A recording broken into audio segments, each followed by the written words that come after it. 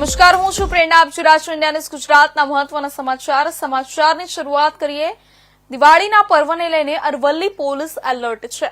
દિવાળીના તહેવાર દરમિયાન ચીલ ઝડપ અને ચોરી જેવી ઘટનાઓ ન બને તેને લઈને પ્લાન ઘડવામાં આવ્યો છે. જિલ્લામાં 20 જેટલી ચેકપોસ્ટો ઉભી કરવામાં આવી છે. ચેકપોસ્ટો પર રાઉન્ડ ધી ક્લોક વાહનોનું ચેકિંગ હાથ ધરવામાં આવ્યું છે.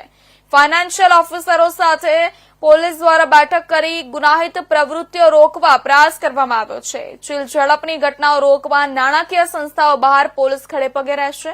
છેલ્લા એક મહિનામાં 9.77 કરોડનો પ્રોહિબિશનનો મુદ્દામાલ જપ્ત કરાયો છે.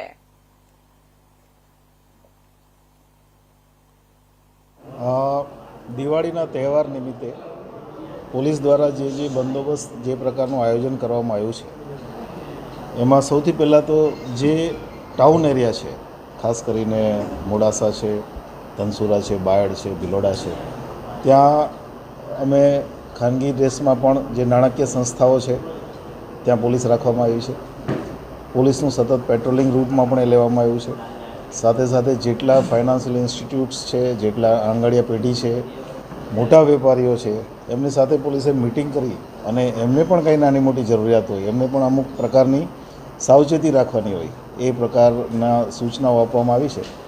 અને લેટ્સ હોપ કે આ પ્રકારની કાળજી રાખવાથી આજે તહેવારોની સિઝન છે એ સારી રીતે કોઈપણ પ્રકારના બનાવ વગર જિલ્લામાં પૂરી થશે.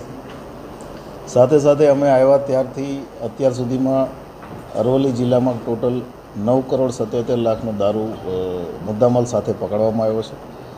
જિલ્લામાં દિવાળી સંદર્ભે ખાસ અલગ અલગ સ્ટ્રેટેજિક જગ્યાઓ ઉપર 20 ચેકપોસ્ટ ઊભી કરવામાં આવ્યું છે. અને એ ચેકપોસ્ટમાં વાહનોનું ચેકિંગ અને કોઈપણ પ્રકારની ગેરકાયદેસર પ્રવૃત્તિ હોય તો એનું ચેકિંગ થઈ રહ્યું છે અત્યારે. અને આ કાર્યવાહી સતત ચાલુ રહેવાની છે.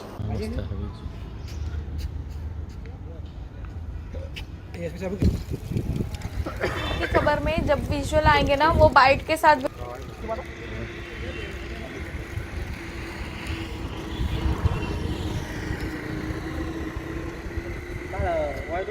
દેખાય છે.